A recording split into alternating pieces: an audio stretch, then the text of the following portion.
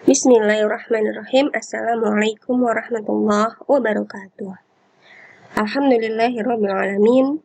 Rabbi shrah li sadri wa yassir li amri wahlul 'uqdatam min lisani yafqahu qawli. Rabbi zidna ilma warzuqna fahma waj'alna minas sholihin. Amin. Alhamdulillahirabbil alamin. Hari ini kita bertemu lagi dalam pembelajaran dari matematika kelas 9. Materi hari ini nanti yang akan kita pelajari adalah melanjutkan dari materi bab kedua, yaitu persamaan kuadrat.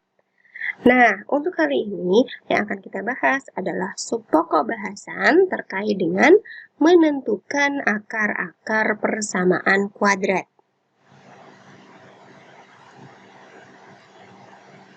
Nah, ada sedikit quotes dan juga untuk memotivasi diri kita masing-masing selama pembelajaran daring hari ini. Masa depanmu adalah apa yang kamu lakukan saat ini.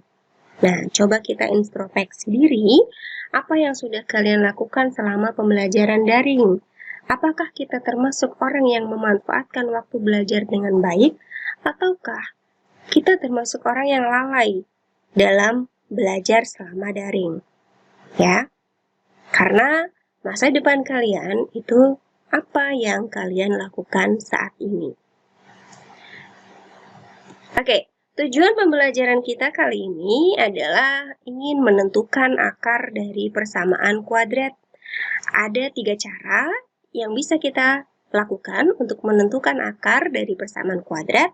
Yang pertama adalah pemfaktoran, yang kedua adalah kuadrat sempurna, dan yang ketiga adalah rumus Al-Khawarizmi.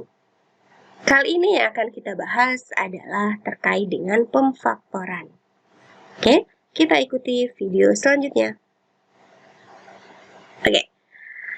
Yang pertama akan kita bahas adalah pemfaktoran di mana nilai A-nya adalah sama dengan 1. Nah, di pertemuan sebelumnya kita sudah belajar menentukan nilai A, B, dan C pada persamaan kuadrat. Ya. Oke, coba kita lihat bentuk persamaan kuadrat berikut. X kuadrat min 3X ditambah 2 sama dengan 0. Ya. Kalau kita cek lagi nilai A, B, dan C-nya, A-nya berapa nih? Kita ingat kembali kemarin? Oke, A-nya sama dengan 1. B-nya berapa nih? Oke, B-nya sama dengan min 3. C-nya berapa? C-nya adalah 2. Oke. Ketika kita sudah mengetahui nilai A, B, C-nya, kita ingin menentukan akar nih dari persamaan kuadrat ini. Nah, caranya yang pertama adalah cek dulu nilai A-nya. Nilai A-nya bagaimana? Nilai A-nya sama dengan 1. Nah, ini nanti berarti kita pakai cara pemfaktoran di mana nilai A-nya sama dengan 1. Ya, karena nanti akan ada pemfaktoran dengan nilai A-nya tidak sama dengan 1. Ya. Jadi kita mulai dulu dari A sama dengan 1. Nah, bagaimana cara memfaktorkan ketika nilai A-nya itu adalah 1? Ya, caranya adalah yang pertama, kalian lihat nilai B-nya. Ya, yang pertama adalah lihat nilai B, B-nya adalah min 3. Oke, kemudian lihat C-nya, C-nya adalah 2. Oke, kemudian kita bikin seperti ini ya. 2-nya taruh sebelah kiri, min 3 taruh di bawah. Terus apa maksud dari ini? Jadi setelah kita mengetahui nilai B dan C-nya, kita itu ingin mencari 2 bilangan, ya, mencari 2 bilangan. Ketika kita jumlahkan, hasilnya adalah min 3, ketika kita kali, hasilnya adalah 2. Oke, sudah ketemu berapa bilangannya kira-kira? Ketika dikali, hasilnya adalah 2. Ketika dijumlah, hasilnya adalah min 3. Oke, sudah ketemu ya? Yaitu bilangannya berapa? Min 2 dengan min 1. Ya, coba. Min 2 ditambah min 1 berapa? Apakah betul min 3? Oke, betul. Min 2 dikali min 1, apakah benar 2? Oke, betul. Kenapa di sini tidak min? Ingat, perkalian negatif dengan negatif hasilnya adalah positif.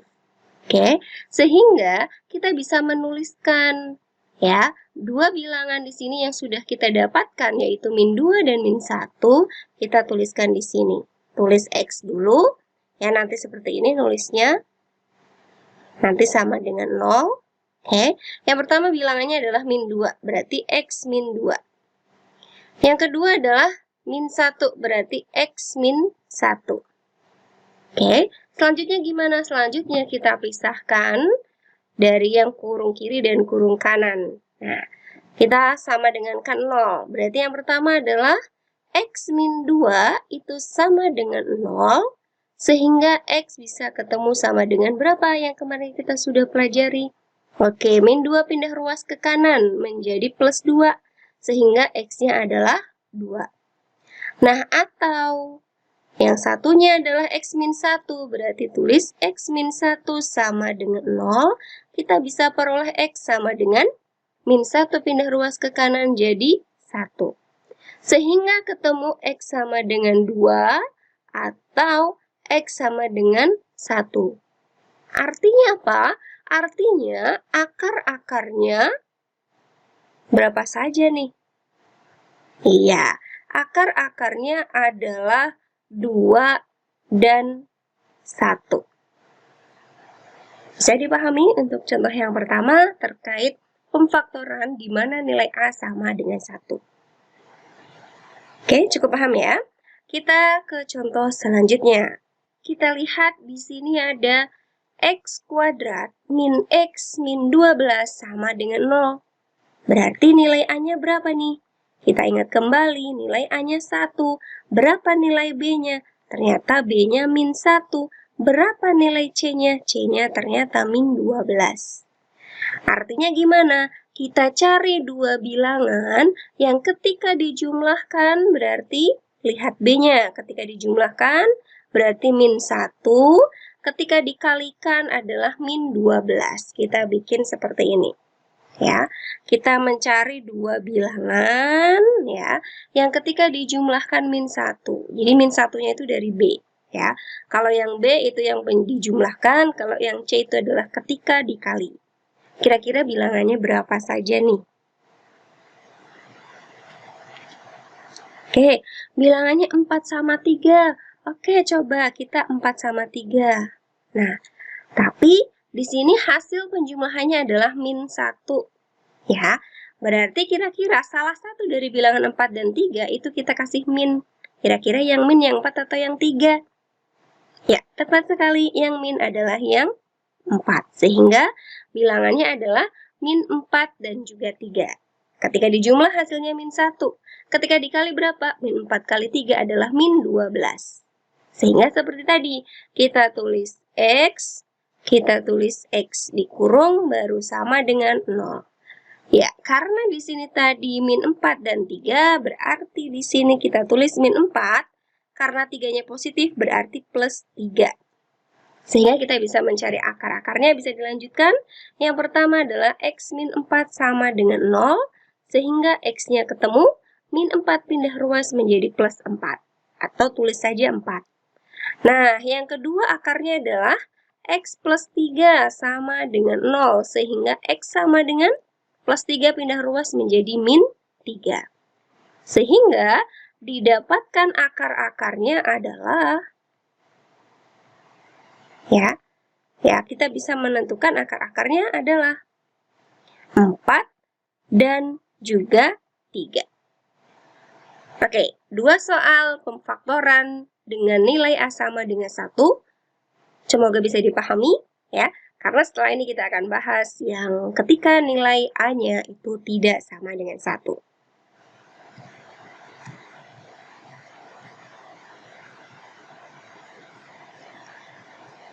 Selanjutnya, kita memfaktorkan ketika nilai A-nya tidak sama dengan 1 ya. Oke, ketika nilai A-nya tidak sama dengan 1, contohnya gimana? Nah, ini ada contoh persamaan kuadratnya tertulis 2x pangkat 2 ditambah x min 6 sama dengan 0. Oke, kita bisa mencari nilai A-nya dulu. A-nya berapa nih? Berarti A-nya adalah 2. Betul tidak kalau A-nya tidak sama dengan 1? Betul, ya kan? Kemudian B. B-nya berapa? B-nya adalah 1. Betul sekali. C-nya adalah min 6. Nah, terus kalau misalkan dia A-nya tidak sama dengan 1, kita mencari dua bilangan ketika dijumlahkan dan dikalikannya bagaimana? Hampir sama dengan yang nilai A-nya sama dengan 1, ya.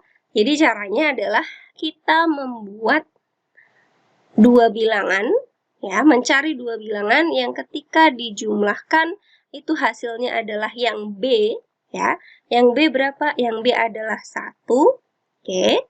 Ketika dikali, ya, ini ketika dikali itu adalah yang A dikali C. Nah, ketika dikali itu adalah A dikali C. A-nya berapa? 2. C-nya berapa? Min 6. 2 kali min 6 hasilnya adalah min 12. Ya. Jadi kalau A-nya tidak sama dengan 1, ketika dijumlahkannya adalah lihat yang nilai B-nya. Tapi ketika dikalikan, lihat nilai A dikali C-nya. Oke, coba kita cari dua bilangan yang ketika dijumlahkan adalah 1 dan ketika dikalikan adalah min 12.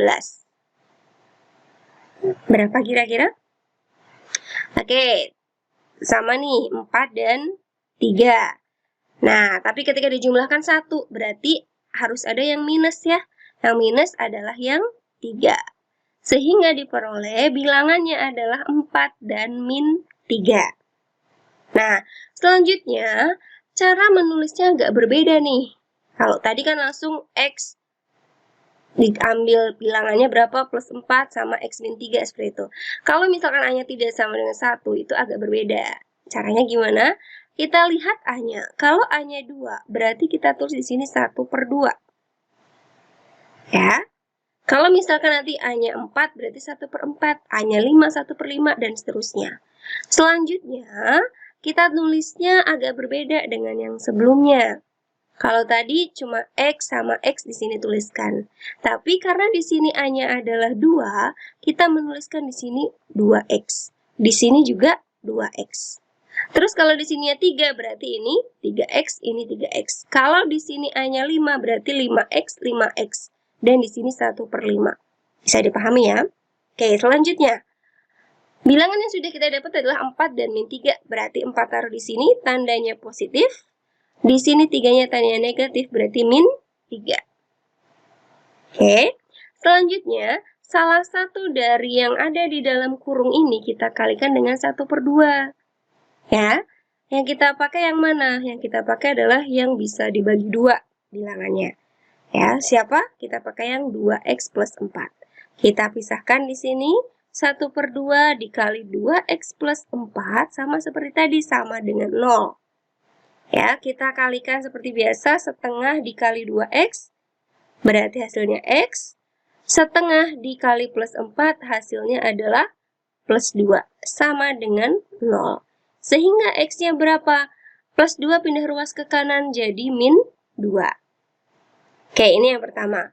Atau, nah, yang kedua tinggal 2X min 3 sama dengan 0.